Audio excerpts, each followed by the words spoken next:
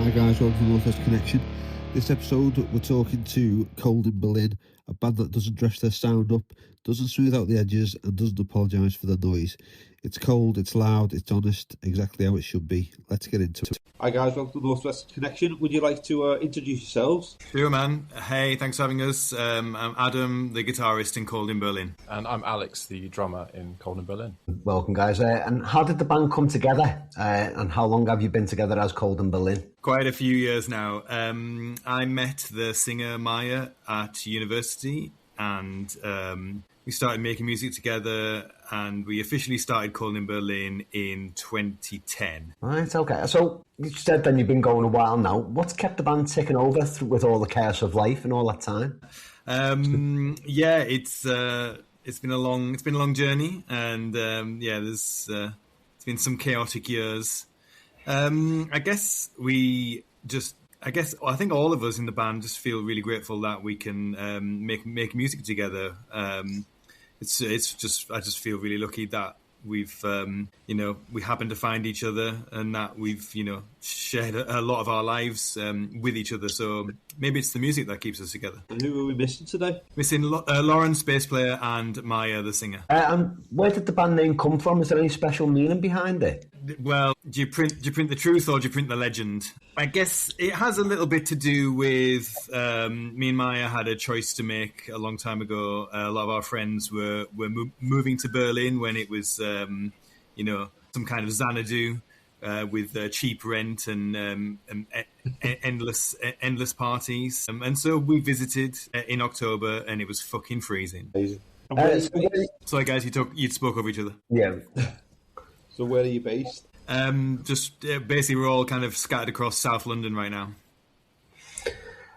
So London's quite chaotic. Have you ever thought about moving away to get somewhere calmer? I'll give this one to Alex. Yeah, I don't know. I think we've all found lives here, so it wouldn't make that much sense. But I think, we've now come to a point where we would kind of like to be a little bit more remote, find houses and, accommodation that isn't a box and all this kind of stuff. But, the reason that most people are in London is this is where the opportunities are. This is where the gigs are. But maybe later. We certainly did a recording session in Wales, and I think we all saw the grass is definitely green. And in fact, there is grass as well. Yeah. So. I mean, given the fact that Berlin was too cold for you, I'm guessing moving further north is probably not an option. There's something about Berlin. Not north, right? Sorry, I'd go. Yeah. Myself and Maya are from Yorkshire. There's just something about the psychogeography of Berlin just makes it extra cold. So what are your musical backgrounds? How did you get into it? Well, go on, Ad. You go first. Just self-taught. 15 years old with the Nevermind tab book and the Melancholy in the Infinite Sadness tab book. I think I did my 10,000 hours, from the age 15 to 18, and then took it from there. Yeah, I did a sort of a similar thing. When I started playing drums, I knew guys who played instruments, so it would just be every weekend, just jamming, rock and roll nonsense. But I definitely did my 10,000 hours, and mine was the Beatles chord songbook. Picked up the guitar pretty quickly as well, so.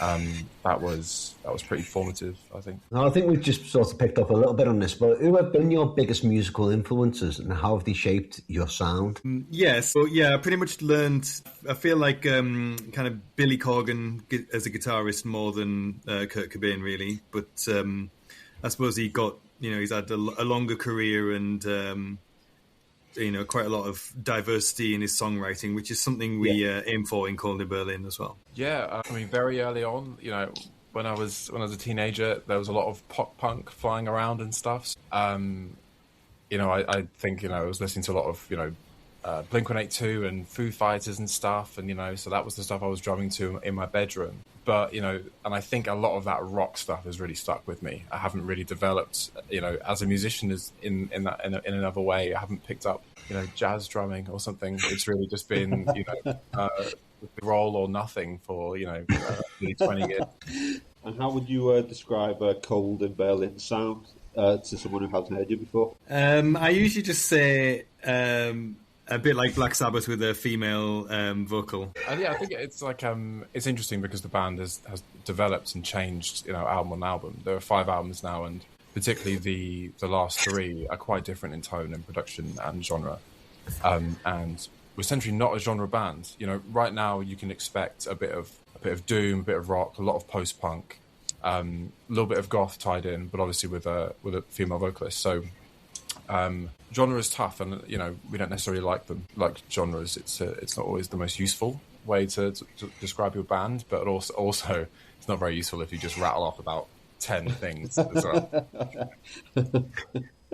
So, when somebody hears Cold in Berlin for the first time, what is it that you hope hits them first? I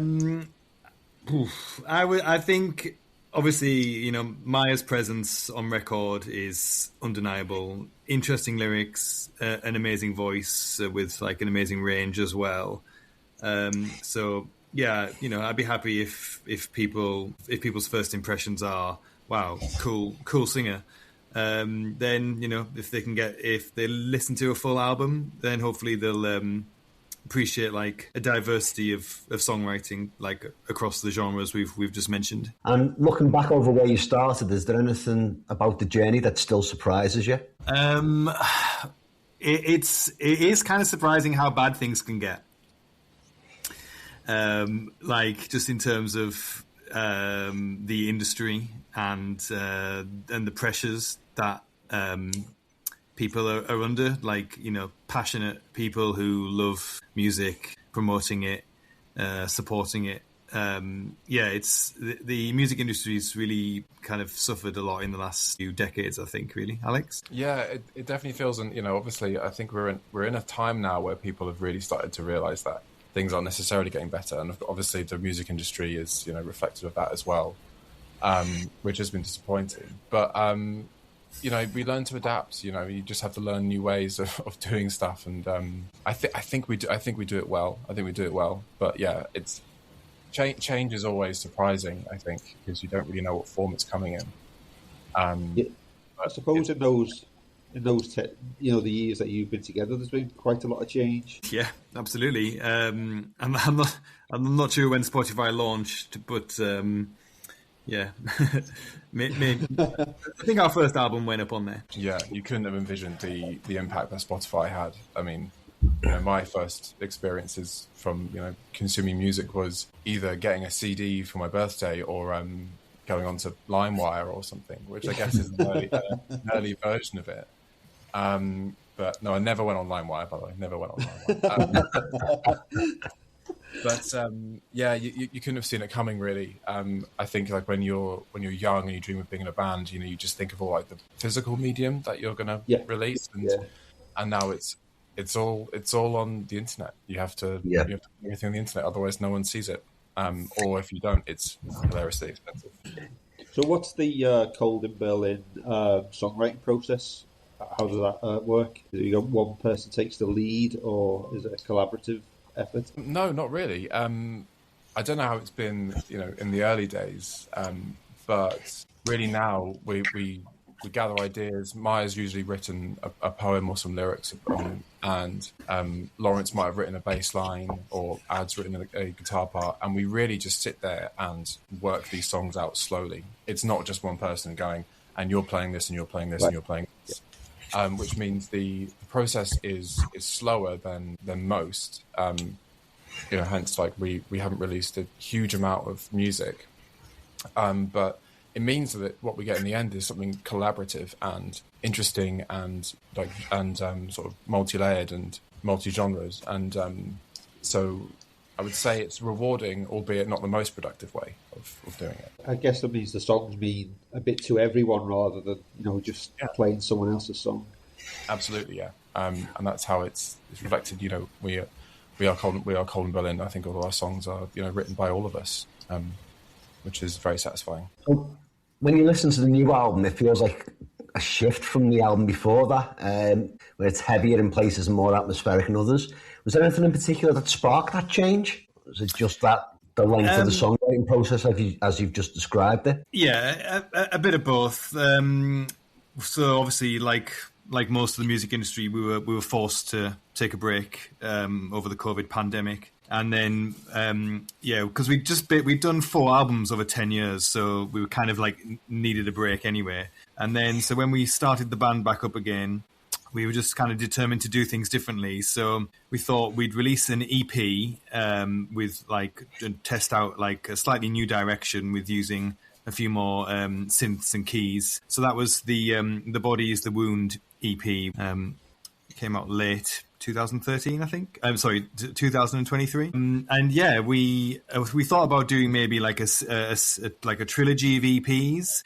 And so we set about songwriting again, but we happily just wrote a lot of songs and thought, okay, cool, we can do an album with this like kind of new approach to take a little bit of inspiration from all our favorite music and add a few more instruments into the mix as well. Yeah, some of it was that we introduced a lot more synths on that EP that I'd referenced, and then we had to find a way to make that happen in an album. Our previous album was, very, very guitar heavy. I think we were layering guitars like no one's business, and it's a doom record. It's a big doom record, and we really like it, but we did want to do something else. And so we had to work out, how do we do this? How do we layer in all these things? There's a lot less guitar on the record, but there's a deliberately more spacious production on there. So it lets everything breathe a bit more. It's a little bit more natural.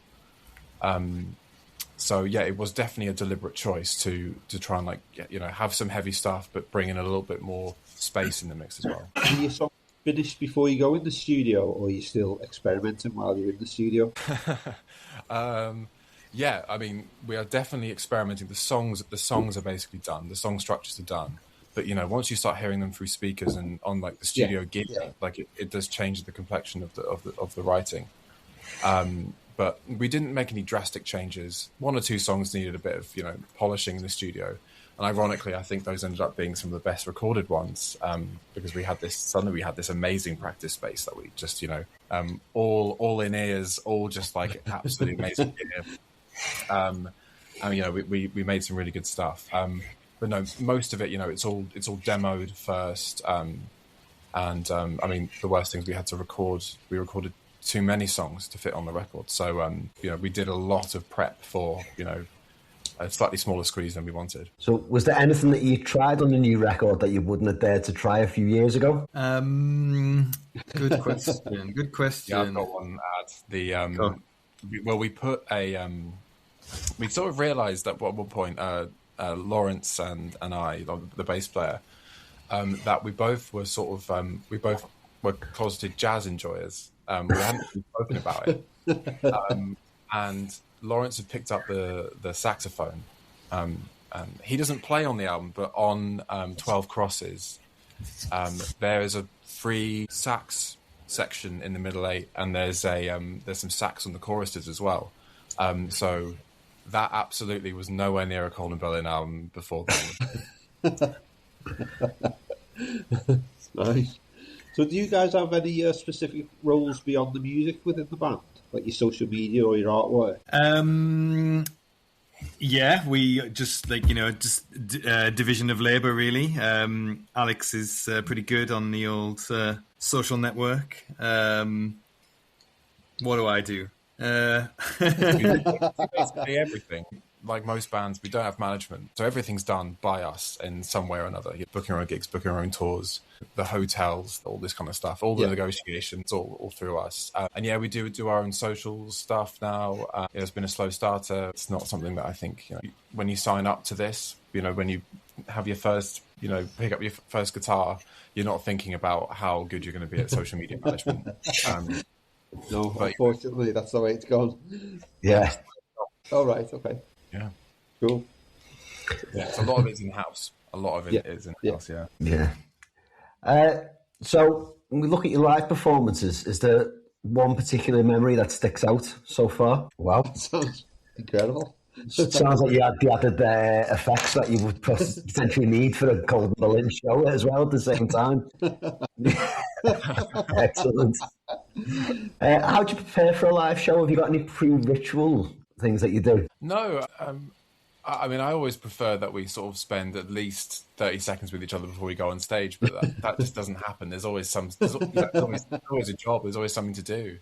So no, we don't have sort of like a go team sort of ritual at the beginning of sets. But that's maybe something we should do, minus the cheesy gesture. No, actually, we don't. I don't know if you do that.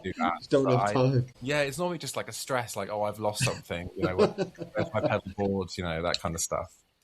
So age hasn't kicked in now, where there's additional stretches needed before you go out on stage. Yeah, exactly. Yeah. There is some stretches in the green room, actually. That's true. There are some stretches in the green room. Age always shows. Is there anything that's put you off mid-song that you've seen from stage? Or is there any strange things you've seen from stage when playing live? Yeah. So has the change in direction changed how you play live, or has it been more just a studio shift? Oh wow! I don't. Yeah, I guess it has to because now we've got synths in the set, so we found a way to like blend some of those in without having to get a fifth member in. With the use of a pad and some light backing tracks. But we've had to find the correct balance there, because even though there's lots of synths on the album, we don't want to end up just looking like karaoke or something. It would be just a big synth backing track from something you can't see on stage would just to make this disconnect. So we've had to work stuff like that in and become tighter in that way. We're not quite as, I think previously we were quite plug in and play, raw, punky. But we've definitely had to refine it a bit. And actually, I think the shows really have paid off as well. Like the standard of the performances has paid off doing it, even though it's more arduous, and I don't think any of us really enjoy it that much, having that sort of structure. But I think we'd love to just be able to write the set list 5 minutes before the show and just run on. Yeah. But we can't do that anymore, just because we've made a rod for our own back, really, with some of the stuff we've done. But again, I think it's made it an improvement to everything. So any on-stage disasters that are funny now but were definitely not at the time? Yeah, there's usually with the house kit situation. Usually, we've vowed to not use house kits anymore. It feels convenient at the time, but usually you turn up and something horrendous goes wrong that you're just not prepared for. I think you might have had a bass drum fall off a riser before. Certainly a cymbal riser. Cymbals falling off. I think it's a precarious position playing on a bunch of gear you've never seen before as a drummer, and it always makes for something to go wrong. So it's basically every show until we really bring our own kit. I suppose being a drummer as well, it's always the toughest one, because usually with guitarists it's bringing your pedals and your head and your guitars, whereas drummers it's breakables, isn't it? Yeah, it's the only. An old bass player of mine said to me, it's the only instrument that you have to construct before you play it. And it's pretty true. No one tells you about this. No one tells you about all the stuff. I've just got so much stuff, but there you go. Have you got a dream venue or festival you'd love to play? That sounds incredible. That sounds pretty impressive, that. Yeah, that was the best one we didn't know about. We just got this in, and suddenly it was just, we were so well looked after. It was amazing. I've always wanted to do Reading Festival. Maybe in the old days, I went to Reading a lot when I was a teenager, and so doing that would have been great. But, it's a little bit different these days. We're not particularly Reading adjacent anymore. I was going to say, at least if I looked at the Reading poster and seen Cold in Berlin on, I'd at least know one of the bands on the bill, and maybe not feel so old. So yeah. And I also wish that Glastonbury would put some heavy music on. I think they toyed with it a few years ago. They had a stage for a year where they had heavy music, and for some reason they stopped, which is unfortunate, because I'd love to give that a go. Right. So tell us about your latest release.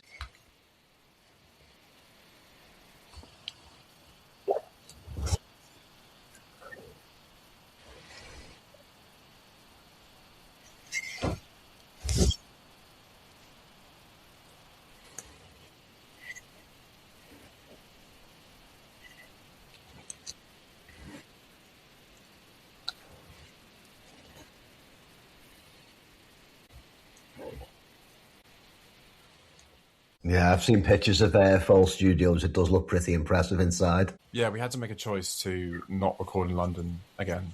We realised after our last record that we were just commuting to record our album, and I think the overground doesn't do very much for your sort of creative juices, and so we did the residential recording studio thing. You know, we stayed there for a full week. You know, cooked each other's meals and all this kind of stuff, and it was a really good experience. I think we all got a lot out of it, and a good sounding record as well. So has it helped the creative juices, that residential for a week, living in each other's pocket? So is there anything you've not tried that you're itching to try?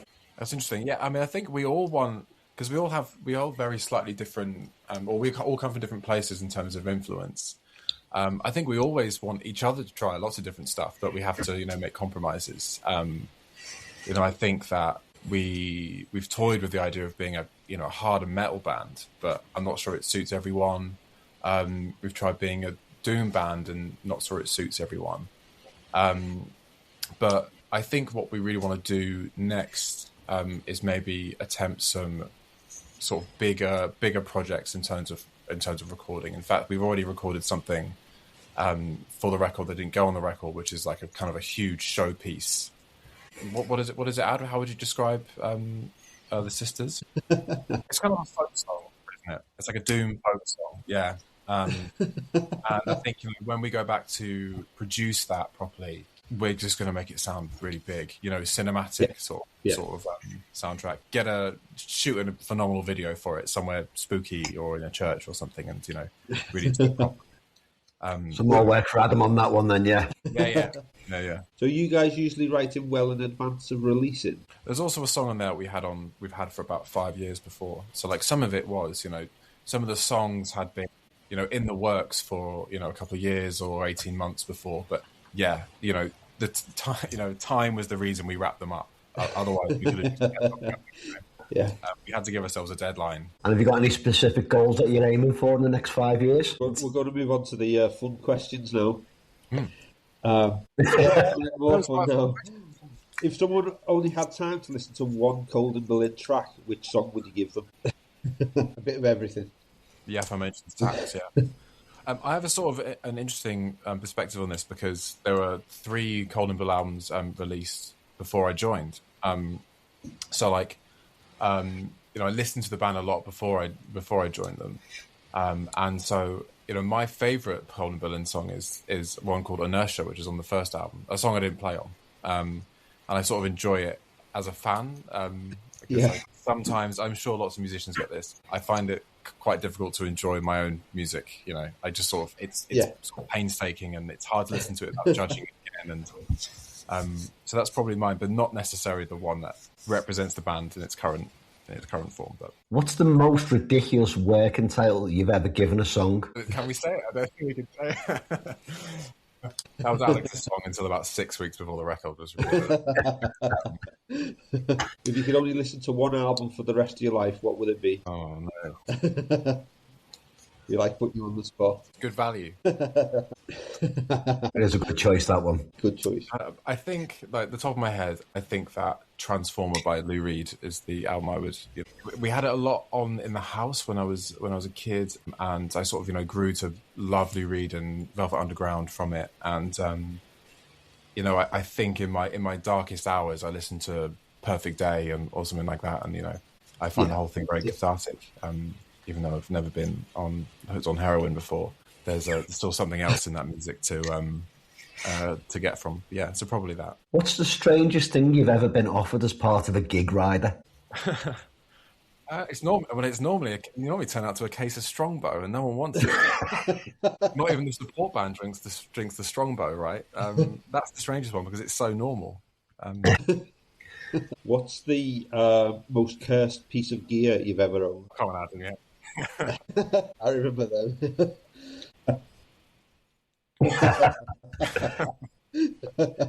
Would you not ever consider seeing you can find one to bring in some new sounds to the next album? If Cold in Berlin were a character in a video game, what would your special move be? Survival. I think it's a bit better than that. I think the amazing thing about our shows, and anyone who comes to our shows knows, is that we just unleash Maya on the audience, and she just brings this like wild show every single time. So she's a special move every single gig, I think.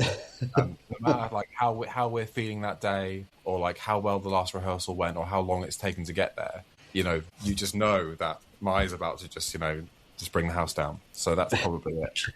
Well, have you got a current song that's on repeat? Yeah. What have I been listening to? I've been listening to quite a lot of Bowie recently, because I went to the exhibition they did at the V&A, so I sort of back over that.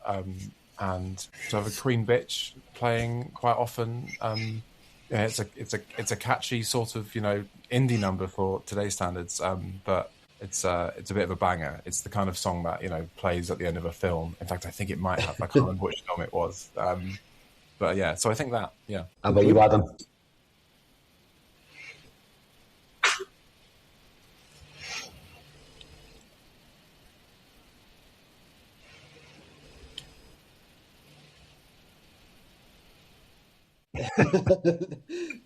Everyone does that. I should have done that. I didn't think of that. It's been the new Wildernesses track, Maintenance. Such a good That's song. like your regular rotation at the moment, is it? Yeah. At the moment, yeah. I've had to use me gym and running playlist, so for some reason I've had to Run the Jewels, My Darling Don't Cry, on regular repeat at the moment, but it's helping. It's quite good, man. I like Run the Jewels. Yeah, you got a little bit of Run the Jewels. Real good live band as well. Have you found something cool yet, Adam, to say? Listen, it doesn't have to be cool.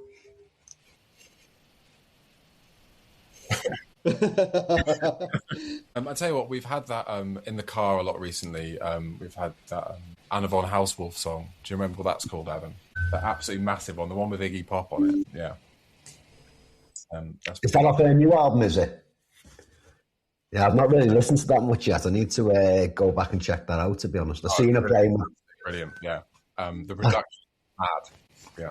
Yeah, I seen her supporting Sun a few years ago, and she was absolutely phenomenal. And the last one before we move on, is there a country that you'd love to visit as part of a world tour? Yeah, I mean, I tell you what, we've done a lot of press in Central and South America, and so, you know, I think we'd love to do Mexico. The sort of reception that we've had there has been really good, and you know, it's been an endless stream of people asking us to go, and you know, if we can make it work financially, I think we'd be there tomorrow. But in terms of Europe, I think, you know, we've played a couple of gigs over the years in Germany, but we'd really like to give Germany a good go as well. Because we know there's a scene there, we just got to crack it. Yeah. And, Yeah. we'd love to. We're going to move on to the quick fire questions now. Vinyl or streaming? Yeah, vinyl. Stage or studio? Yeah. Good musicians are supposed to say studio. Big festivals or intimate gigs?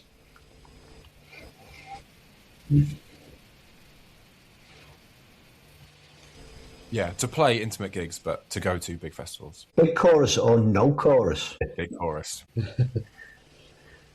Vic and Bob or Mitchell and Webb? Oh. We asked a tough question. Yeah, and as a younger southerner, I'll go for Mitchell and Webb. Whiskey or rum? Ooh. Whiskey American. Star Trek or Star Wars?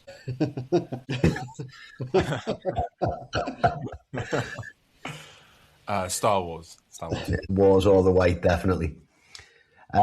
Vintage gear or modern gear? I mean, I say vintage gear. When you play acoustic instruments, vintage gear is great. You can't rely on electronics, right? Tea or coffee? Coffee. Black coffee. And our last question, a fridge cold lump of plain tofu or a warm slice of slightly sweaty cheddar? Well, yeah, you can't beat like a slice of warm cheddar. Oh my God, yeah, definitely.